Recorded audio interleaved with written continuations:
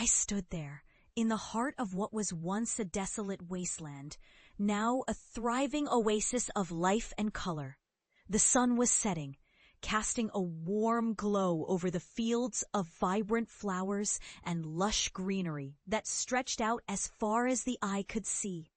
This was my masterpiece, my dream made real, and I had come back to share it with the people who once told me it was impossible. Growing up, I was always the odd one out. While my siblings pursued careers in law, medicine, and business, I was drawn to the earth, to the beauty of nature and the magic of transformation. I wanted to be a landscape architect, to take barren lands and turn them into lush, living ecosystems. My family laughed at me. "A landscape architect?" my father scoffed.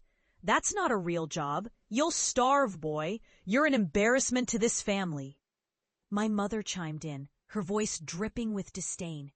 "You should be ashamed of yourself. You have a good brain. Use it for something worthwhile."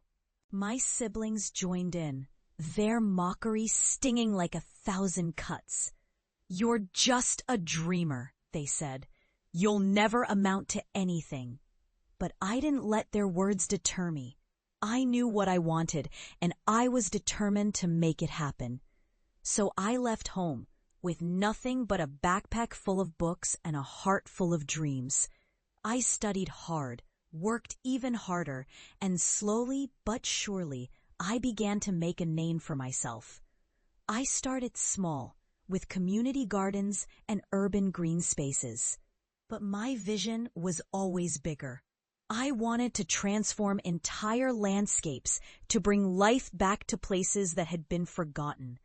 And now, here I was, standing in the midst of my greatest achievement. I had taken a barren, desolate wasteland and turned it into a thriving ecosystem, teeming with life and color. It was a testament to my vision, my determination, and my unwavering belief in myself. And I had come back to share it with the people who once told me it was impossible. I invited my family to visit, to see for themselves what I had accomplished. They arrived, their faces etched with skepticism and disbelief. They had expected to see a failure, a testament to their own wisdom and foresight. But what they found was something else entirely. As we walked through the fields, the sun casting a golden glow over the vibrant flowers, I could see the disbelief in their eyes. They had expected to see a wasteland, but instead they found a paradise. They had expected to see a failure, but instead they found a triumph. We stopped at the edge of a crystal-clear lake, the water reflecting the setting sun in a dazzling display of color. My family stood there, their mouths agape, their eyes wide with wonder. They had never seen anything like it, and they had never expected to see it from me. "I did this," I said, my voice steady and sure. "I took this barren land and turned it into a thriving ecosystem. I proved them wrong, and I proved myself right, and I did it all on my own." My father's face was a mask of shock and disbelief. He had always been a man of few words, but now he seemed at a loss for them entirely. My mother, too, was silent, her eyes filled with a mixture of pride and regret. My siblings, who had once mocked me so mercilessly, now stood in awe of what I had accomplished. "I'm sorry," my mother finally said, her voice barely above a whisper. "I'm sorry I didn't believe in you. I'm sorry I didn't see your vision." I smiled, a warm, genuine smile that came from the depths of my soul. "It's okay, Mom," I said. "You couldn't see it because you didn't believe in it, but I did, and that's all that mattered." My father, too, offered his apologies, his voice gruff with emotion. "I'm proud of you, son," he said. "I'm proud of what you've accomplished. You've proven us all wrong." And in that moment, as the sun set over the fields of vibrant flowers and lush greenery, I knew that I had finally found the peace and closure I had been searching for.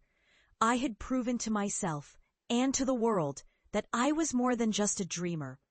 I was a doer, a creator, a visionary, and I had turned my dreams into reality. As we stood there surrounded by the beauty and wonder of my creation, I couldn't help but feel a sense of gratitude and humility.